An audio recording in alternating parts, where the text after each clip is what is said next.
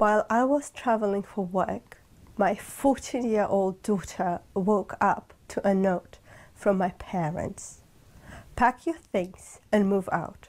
We need to make space for your cousin. You're not welcome. 3 hours later, I handed them this. My parents went pale. Wait, what? How? Now, let me be clear about something. I didn't dump my kid on my parents. We had been living there for 3 years, and I was gone for a short work trip we had agreed to in advance. Ella is 14, independent, easy. All they had to do was, well, not kick her out. The morning after I left, my phone rang at 7:15. It was Ella. And Ella doesn't call me at 7:15. If she's awake at 7:15, it's usually to stare at the ceiling and hate school, not to call her mother. I picked up. And the second I saw her, I knew something was wrong. Red eyes, puffy face. She looked like she was trying to hold it together. So I kept my voice calm.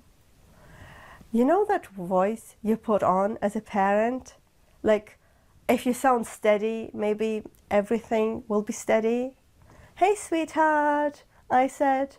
What happened? She didn't even answer straight away. She swallowed, looked down, then lifted this piece of paper with both hands.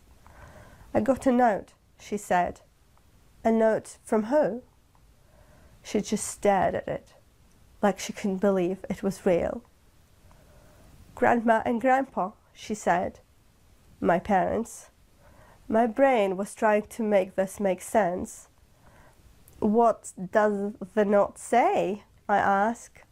Ella took a breath, like she was about to step onto a stage, and she read it. Pack your things and move out. We need to make space for your cousin. You're not welcome. That was it. No, please, no, let's talk, no, we're sorry, just move out and you're not welcome. Written to a 14-year-old. I actually sat there for a second, staring at my screen, trying to decide if I've misheard. Like, maybe the note said, pack your things and move out. We need to make space for your cousin. We love you. It did not. Ella, I said, keeping my voice low. Did you talk to them? She shook her head. No, I didn't go out. I don't want to see them. Her voice cracked on the last word, and she blinked fast. Like if she blinked the wrong way, she would start sobbing again. That hurt more than the note. Because she wasn't just upset about being told to leave. She was hurt because these are her grandparents, people she thought were safe. Okay, I said, listen to me. You did nothing wrong, nothing. Do you hear me? She nodded, but she still looked like she was holding herself together with tape. Why would they do that? She whispered. I thought they liked me. I took a slow breath, because if I let my anger loose on camera with my child watching, I would scare her, and I needed her to feel safe. I'm going to call them, I said, right now. Ella's eyes widened. Mom, please. Stay right there, I said. I will handle it. Then I ended the call and called my mother. She answered like I was calling to ask what she wanted for dinner. Hello! Mom, I said, did you leave Ella a note telling her to, move out? There was a pause. Not a confused pause, a pause like she was deciding how much to admit. Yes, she said finally. Right. What is going on? We need the room. she said. The room for what? For Nicole, obviously, my mother said. Like, that explained everything. Nicole needs to move in. Nicole and Layla. Nicole is my sister, and Layla is her 7-year-old daughter. I was stunned. Since when? I asked. She had an emergency, my mother said. What emergency? She had a fight with Justin, my mother said, and she needs space. Justin is Nicole's husband, Layla's father. And you decided the solution was to throw my daughter out. I mean, where is she supposed to go? My mother sounded irritated now, like I was the one making it difficult. She can go to her father, she said. Ryan, my ex. My parents knew exactly how uninvolved he was. They knew that Ella wouldn't want to stay with him. They knew it would upset her. They knew it would actually scare her. And my mother said it like she was suggesting a fun weekend activity. I could feel my hands shaking. You're telling my child she isn't welcome, I said, because Nicole wants the room, and your solution is to send her to Ryan. My mother snapped. Listen, don't make this into a big drama. Then she added, like she has been saving it up, and she has been rude. She doesn't listen. I asked her to do dishes, and she loaded the dishwasher completely wrong. Cups full of water, bowls facing the wrong way, the pan still greasy. I had to redo the whole thing. I blinked. That's what it is, I said. A dishwasher. It's the attitude, my mother said quickly. And we need the room. Mom, I said, Ella cooks for herself. She cleans up. Even if she loaded the dishwasher wrong, she's 14. You correct her. You don't write her a note telling her that she's not welcome. My mother's voice went cold. Alison, she said, just come home and deal with it. I stared at the wall of the hotel room. The neutral carpet, the little bottle of hand soap that probably cost a fortune, and something inside me just went very quiet. Fine, I said. I'm coming home. My mother sighed, like I was finally being reasonable. Good, she said. I ended the call before I said what I really wanted to say. Then I called my manager, said, family emergency, threw my stuff in the suitcase and left. I drove 2 hours with my jaw clenched the entire time. And when I pulled into my parents' driveway, I didn't feel nervous. I felt calm in a way that usually means you're about to do something you can't undo. I walked into the house. My mother looked at me and actually smiled. Oh, she said, see, that wasn't so difficult. I don't know why you made such a scene. Like, I had come back early from a spa weekend. My dad stood behind her with his arms crossed. And from the living room, I heard Nicole laughing. They didn't know it yet, but an hour later, I was about to hand them something, and their lives would never be the same again. But we will come to that.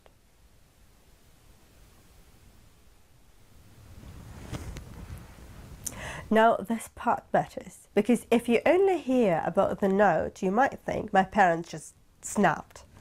They did not snap. This was a pattern. The note was just the loudest version of it. Nicole and I grew up in the same house with the same parents, but it honestly felt like two completely different childhoods. Nicole cried. My parents rushed in like there was a fire. I cried. I got told to stop making a scene.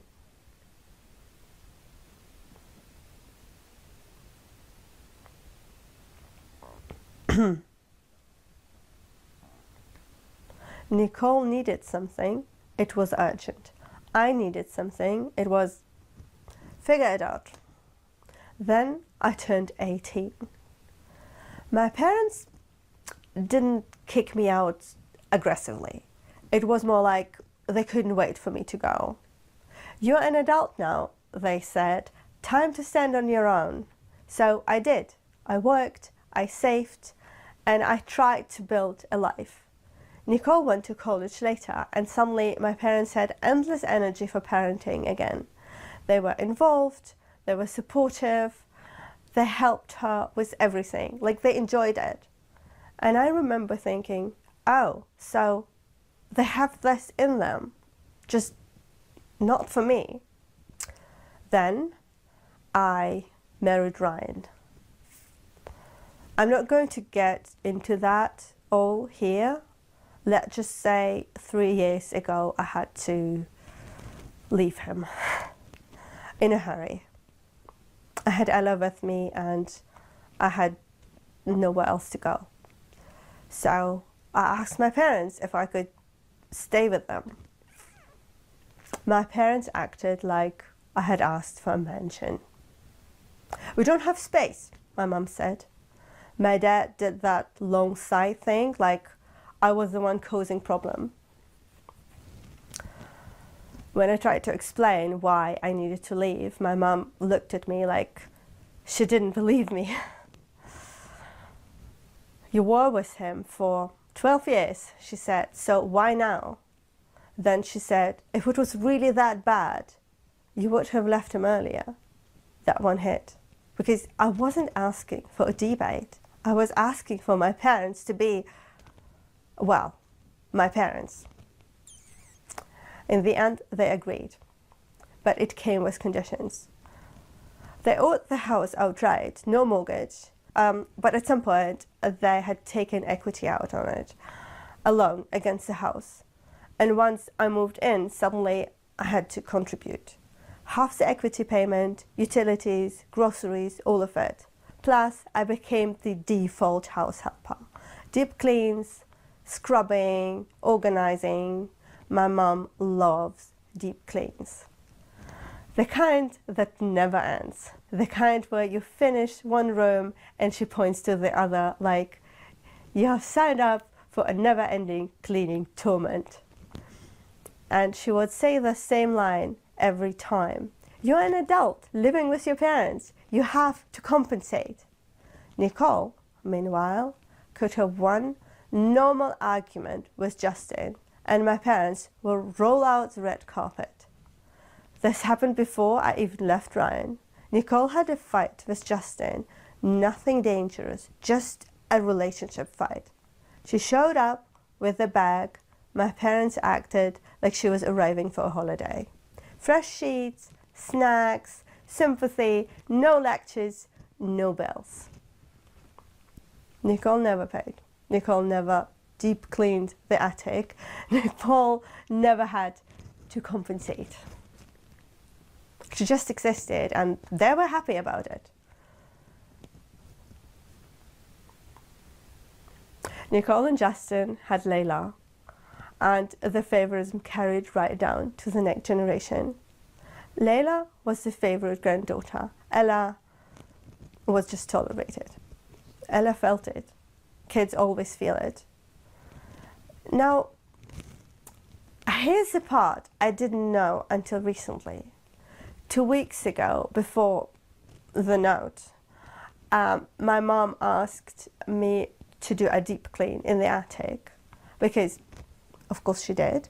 So I went up there with a trash bag and a box and my usual attitude of, if I do this, maybe everyone stays calm.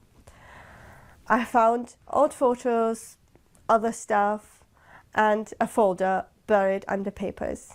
I opened it because I assumed it was some tax stuff or some old house documents, something boring, and it was not boring.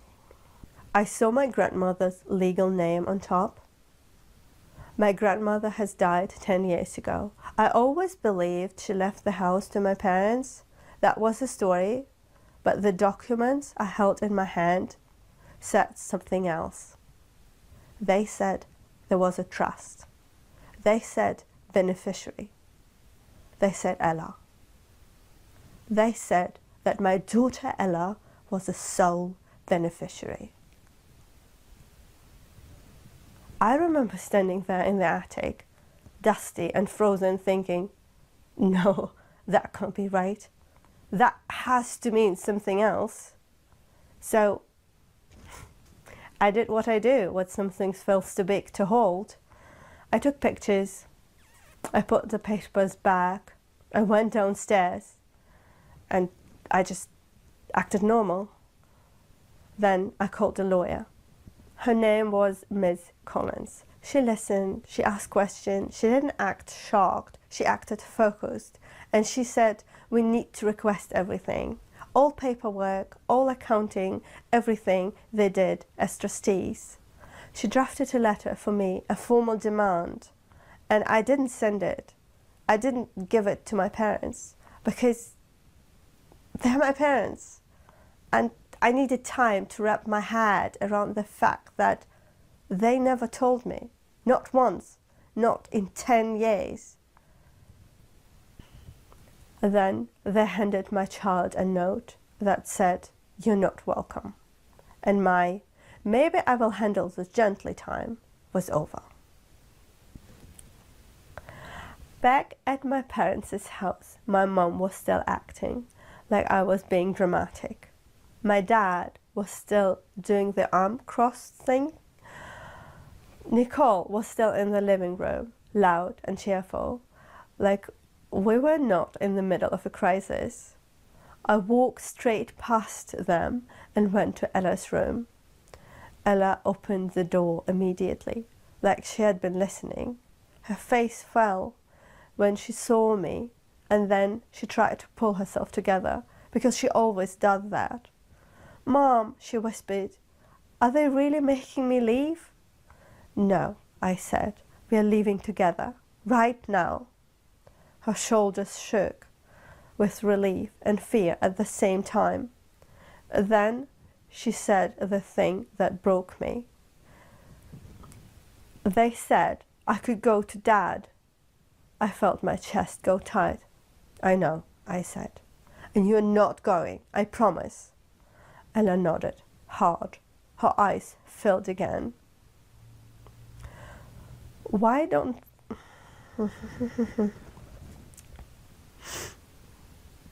Ella nodded, hard. Her eyes filled up again. Why don't they want me? She asked. I pulled her into a hug. I don't know, I said. But it has nothing to do with you. I helped her pack essentials, just what she needed to feel okay. Clothes, charger, toiletries, her favorite hoodie, the things you grab when your life turns into a suitcase.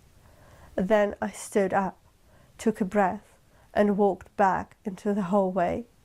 My mum looked at the bag in Ella's hand and rolled her eyes. Oh, for goodness sake, she said, stop turning that into production.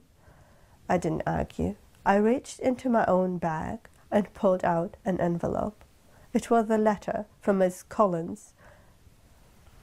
And then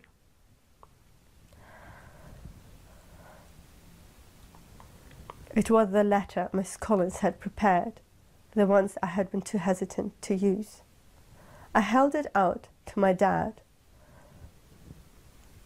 This is from my lawyer, I said. My dad's face changed immediately, like the word lawyer tasted bad. Your lawyer, he repeated. Yes, I said, Miss Collins. My mum stepped forward, fast. What is that? she demanded. It's a formal request, I said, for the trust paperwork, the accounting, everything. Nicole appeared in the hallway, phone in hand, annoyed. What is going on now? She snapped. I looked at her. This was the first time she looked even slightly nervous. My dad opened the envelope. He scanned the first page, and the color drained from his face so quickly it was almost impressive. My mum snatched it from him and read. She froze. Nicole leaned in. What is it? She said. Sharper now. My mum didn't answer. Nicole grabbed the pages and read them to herself. Her face went pale. Wait, she said, staring at the papers, then at me. What? Then quietly, like she genuinely could not understand how the ground under her feet had shifted. How? I didn't explain. Not there, not in front of my child, because Ella was behind me with her bag, watching the adults in her life fall apart. I took Ella's hand. We are leaving, I said. My mum's voice jumped up into shouting. My dad started yelling too. Nicole stood there, still pale, like someone had unplugged her.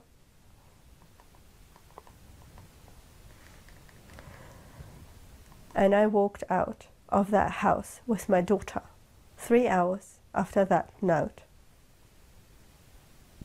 That day, we stayed with my friend Erica. Erica's been in my life for a long time. She's safe. Ella knows her. She didn't grill us. She just let us come in, breathe, and get through the night. My phone did not stop buzzing. Mom, Dad, Nicole, Mom again, Dad again. They had never cared about contacting me before this much. So that evening I called Miss Collins, the lawyer I had spoken to after I found those trust papers. I told her everything. She said, send me a photo of the note right now. I did. There was a pause while she read it. Then she said, okay, we are filing. First thing, emergency. I said, how fast can this move? She said, fast enough to get a temporary order. 3 days later, we were in court. It was exactly as unpleasant as you would expect. Cold room, hard benches, everyone pretending they're calm while trying to destroy each other politely. Ella sat next to me in her hoodie, shoulders tied. My parents sat across the room like they were the injured party. Nicole sat behind them. She looked tense.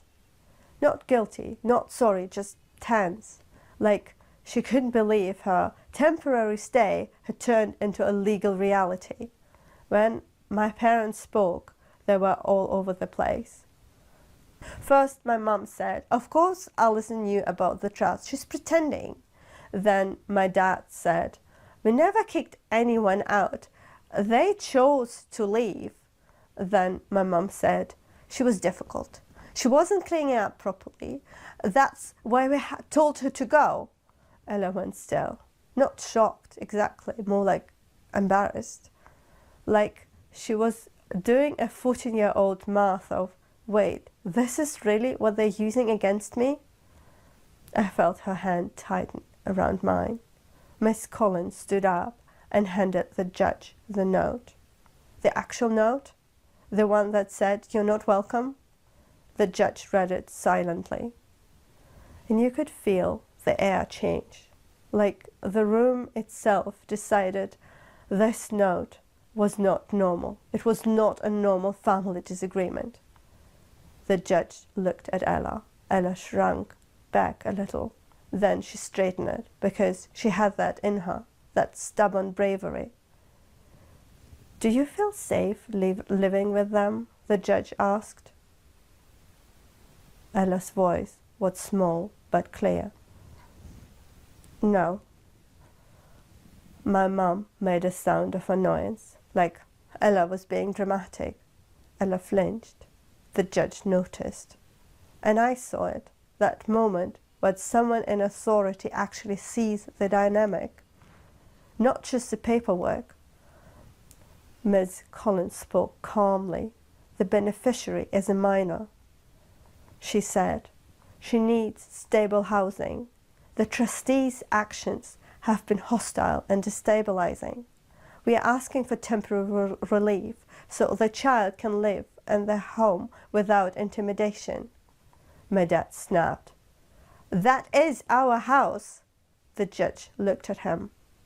From what I'm seeing today, the judge said, this property is held in a trust, and the sole beneficiary is the child. He tapped the papers in front of him. You have been acting like it's your personal home, but you are here as trustees. That's different. My parents' faces tightened. My mum leaned forward. This is outrageous, she said. We lived there, and you wrote a note telling a 14-year-old she wasn't welcome in that same house, the judge said, holding up the paper. You tried to force her out while her mother was away. That's not a safe or stable situation for a minor. My mum opened her mouth, closed it. Then the judge said the words I didn't realize I had been holding my breath for. This is a temporary order, not a final ruling on the whole trust case, but the house situation has to be stabilized immediately. He looked directly at my parents.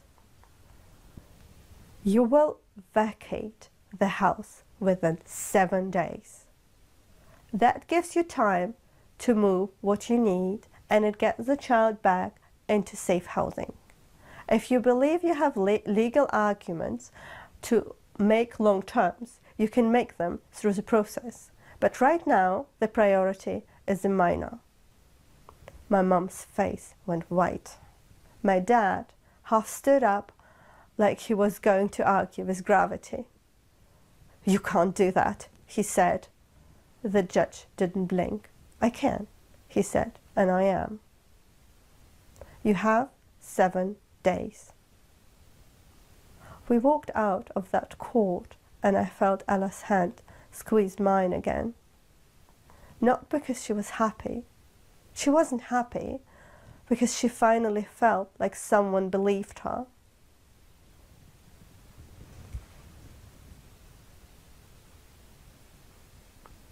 My parents moved out fast. Not gracefully, not quietly, but fast. Nicole and Layla never moved in, because once a judge says no, not like this, the whole plan falls apart. And honestly, Nicole's emergency didn't even last. She was furious, swearing she was done with Justin forever. Then a day later, they were like fine again. Apparently, the big crisis was something like him not backing her up in a small argument, or not saying the right thing fast enough. Normal couple stuff. Just treated like a national emergency. And that's when the story started. Not the legal ones, the social ones. Because when my parents couldn't control the house anymore, they tried to control the narrative. Flying monkeys showed up almost immediately. People I barely speak to, relatives I see once in a blue moon, they would call and start with, I'm just worried. In that tone, that means I already picked a side. Your parents are devastated. At first, I stayed quiet because I didn't want it to turn into a public show. Then the rumors hit Ella.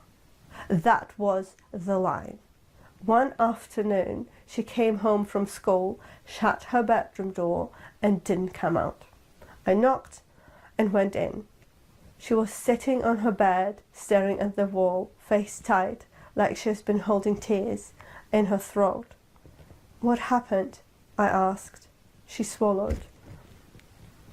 She swallowed. People were talking, she said. Who? Kids, she said. And their mums. Someone said you kicked grandma and grandpa out. Someone said you're trying to steal their house. And someone said I caused it. Her voice wobbled. I don't want to go to school anymore, she whispered. I sat down beside her. Okay, I said.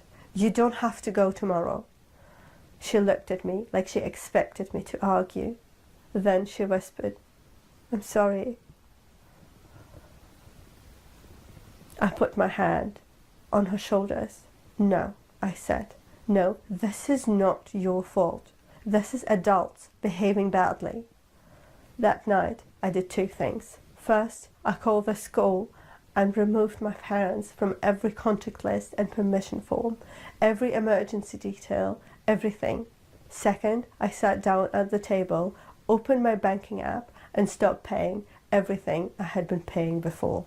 The equity payment, utilities, anything connected to them. Click, done. Click, done.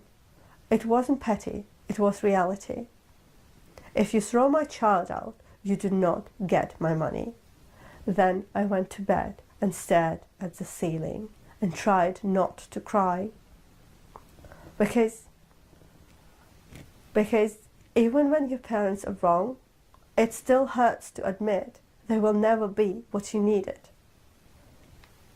The smear campaign got louder, so I did something I never wanted to do.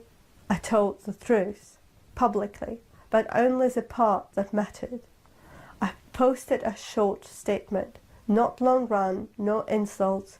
I said my parents wrote my 14-year-old daughter a note telling her to move out while I was away at work.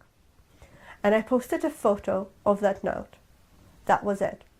People read it, and suddenly the Alison's a cruel daughter story got very quiet. Because it's hard to defend a note that says you're not welcome to a child. Some of the same people who had judged me messaged me privately to apologize. Some didn't. That's fine. From what I heard, my parents stayed with long-term friends after they moved out. Those friends believed my parents at first. Then they saw the note. And that was the end of it. They told my parents to leave. The legal process continued in the background. Paperwork, hearings, back and forth. I won't bore you with the details, because half of it is just adults paying other adults to write angry letters. But I will tell you this. My parents tried everything. They tried denying, they tried blaming, they tried saying my grandmother wasn't in her right mind. They tried saying they were just trying to make things fair between granddaughters. They tried pretending it was all for Ella's benefit, which was especially bold considering they had literally tried to kick her out. Months into it, after another round of legal updates, there was a knock on the door. I opened it, and there they were, Mum and Dad, standing on the porch like they were visiting for coffee. My mum's face had this new expression she has never used in me before. Soft, sad, pleading. Alison, she said, we made a mistake. My dad nodded, stiffly. We love you. My mum said quickly, we love Ella. We are family. Please, can we not do this? Can we not make it worse? Worse? I repeated. My mum's eyes flicked past me like she wanted to see inside the house. You have to understand, she said. We have 2 daughters, 2 granddaughters. Your grandmother left everything to Ella. That wasn't fair. There it was again. Fair. My dad added, we just wanted it equal. I stared at them and felt something surprising. Not rage, just clarity. Equal? I said softly. When was anything ever equal? My mum opened her mouth. I didn't let her. You had 10 years, I said. 10 years to tell me. 10 years to do the right thing. My mum's eyes filled with tears. I don't know if they were real or not. I didn't have the energy to judge. I found out 2 weeks before the note, I said. My mum blinked. What? I found the documents, I said, 2 weeks before you told my child to pack her things. My dad's jaw tightened. And do you know what I did? I said. Nothing. I didn't blow up your life. I didn't come at you screaming. I went to a lawyer and I sat with it because you are my parents and I didn't want to believe it. My mum whispered, I listened. And then you kicked out my child. I said, you suggested she goes to Ryan. You did it while I was away, so no, we're not starting over. My mum's face tightened. Please, she said, we made a mistake. You wrote it down, I said. You meant it enough to put it on paper. My dad put a hand on her arm and pulled her back slightly. They stood there for a second longer, like they were waiting for me to change my mind. I didn't. They left. And I closed the door.